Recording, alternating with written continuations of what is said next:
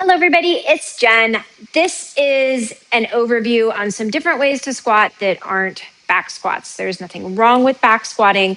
They just don't work for everybody.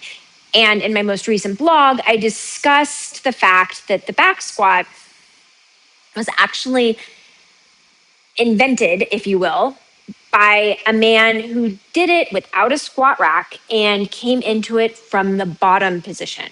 So he was getting into it down here. He actually did this whole little rotational thing to get into it, put it on his back. He's already down here to stand up. This is very different than starting with the barbell on your back and squatting down.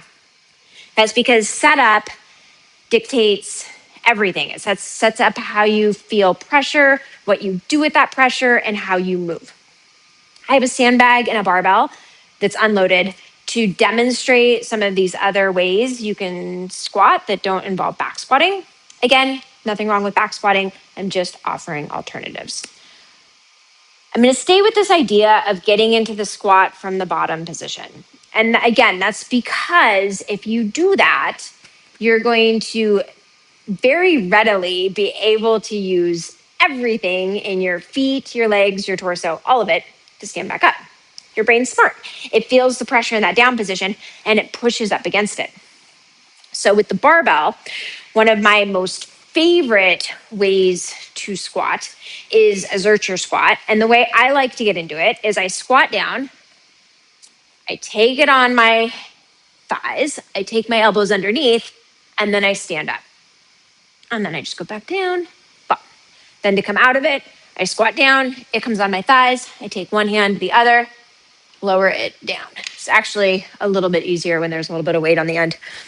Feels very tipsy-topsy without weight. So that's a Zercher squat.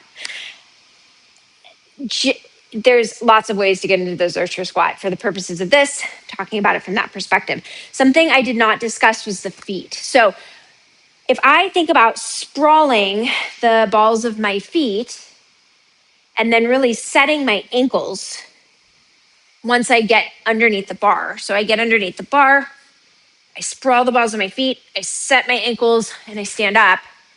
Everything is dictated and flows a lot better.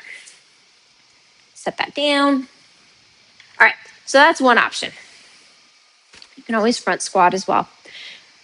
With the sandbag, there's a couple of different things I like to do. One is just kind of a pseudo clean to a squat, and then you stand up with it.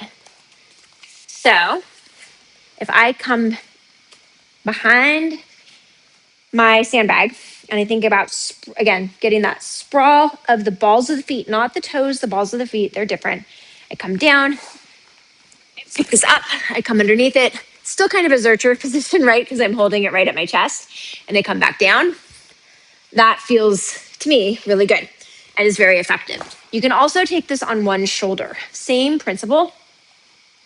You don't have to toss it up quite that way.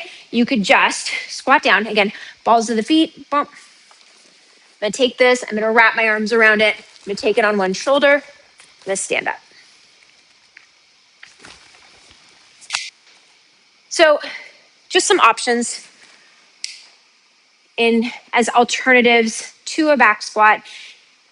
I recognize you're not going to get the same gains as you will from a back squat, nor do you get to say, I back squatted X amount of weight. But if your goal is to be able to navigate life in a way that feels strong and resilient, these alternatives actually feel, in my opinion, better than the back squat. So give them a try. Do with this information what you will. If you enjoyed this, please like, share, subscribe. Thank you.